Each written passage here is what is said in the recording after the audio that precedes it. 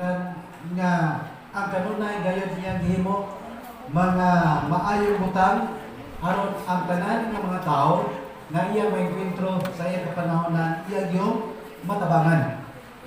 Ang iyang pagpangayo sa mga sakiton, ayo sa diri, pag-adto na pud sa laing dapit, ayo na pud siya, pag-adto na pud sa laing lugar, iya na pong ayuhon mga kaigsuonan.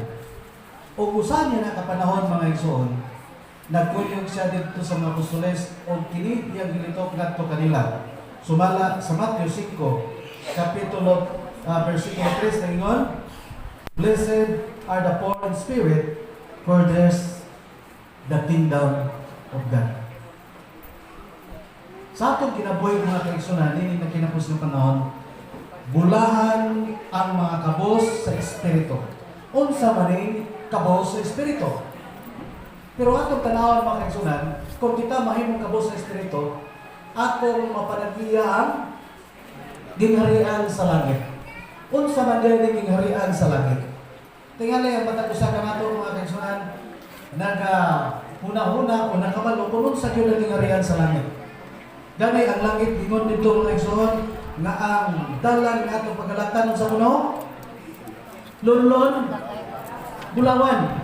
Onya ang mga utang nga atong makita dito mga kaigsuonan, ang sa amin transparent, makita sa gawas, makita po na susunod. So, kini siya sama sa kristal mga kaigsuonan. Onya ang mga patukuranan, kung atong tanawon mga kaigsuon, klase-klase nga mga habiling bato mga kaigsuon.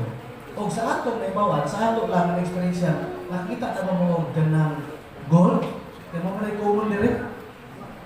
Sa inyong unit na may nangalot o gold, ay nangalot o gold, so kung mo pangalot o gold, basi makita na yung kabalo mo, gold, na gold.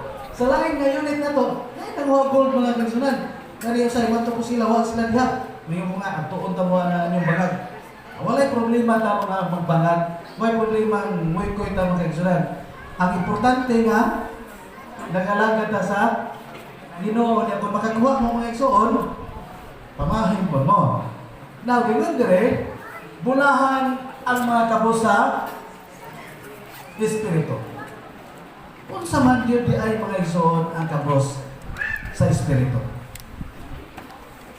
Doon ay usan nato kay gala mga igsuonan, niskwila sa SBC, ako ba't kanina nakahibalo ginini, tungod kay, nagpuyo ni siya sa Central Bohol District. Sa diyan, maniyan ito ko gamigin mga igsoon, kaya kung tuyo siya, kaya kung pagkatula ko ito mga